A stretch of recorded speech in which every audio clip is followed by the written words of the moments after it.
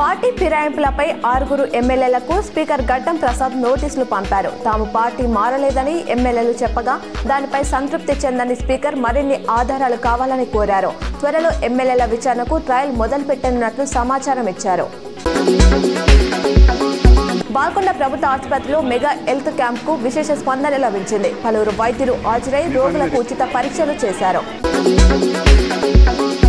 Bodhan Indur primary school Bathukamma సంబరాలు నిర్వహించారు. ఉపాధ్యాయులు విద్యార్థులు సాంప్రదాయ వస్త్రాలు ధరించి తీరొక్క పూలతో బతుకమ్మను పేర్చి ఆడిపాడి సందడి చేశారు. నవిపేట మండలం నాగేపూర్ గ్రామ శివార్లో గుర్తు తెలియని వ్యక్తి హత్యకు గురయ్యారు. మృతదేహం ముఖానికి కాళ్ళకి సంచులు కప్పి కుల్లిపడి ఉన్నది. ఎవరో హత్య చేసి పడేసి ఉంటారని గ్రామస్తులు అనుమానం వ్యక్తం చేస్తున్నారు. సంఘటన స్థలానికి పోలీసులు చేరుకొని విచారిస్తున్నారు.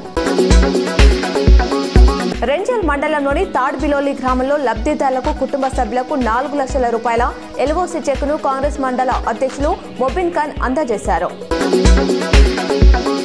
రెంజల్ మండలంలోని కందకుర్తి వద్ద గోదావరి ఉగ్రరూపం దాల్చింది. మహారాష్ట్రలో కుండపోతగా వర్షాలు కురవడంతో గోదావరికి వరద ప్రవాహం ఎక్కువగా రావడంతో పురాతన శివాలయం నీట మునిగింది.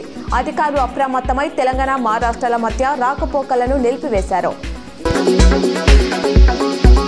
దసరా స్పెషల్ బస్సులో సంవరించిన ఛార్జీలు అమల్లో ఉంటాయని ఆర్టీసీ ప్రకటించింది. దీంతో టికెట్ ధర 50% పెరిగే అవకాశం ఉంది. ఈ నెల 20, 27 నుంచి 30 అక్టోబర్ 1, 5, 6 తేదీల్లో నడిచే స్పెషల్ బస్సులో సవరణ ఛార్జీలు అమల్లో ఉంటాయి. రెగ్యులర్ సర్వీసుల ఛార్జీలో మార్పు ఉండదని సంస్థ తెలిపింది.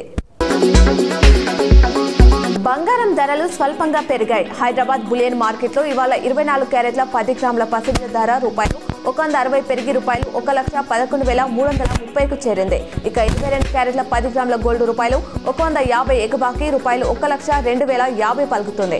అటు కేజీ వెండిపై ₹2,000 పెరిగి ₹1,43,000గా ఉంది. తెలుగు రాష్ట్రాల్లో దాదాపు ఇవే ధరలున్నాయి.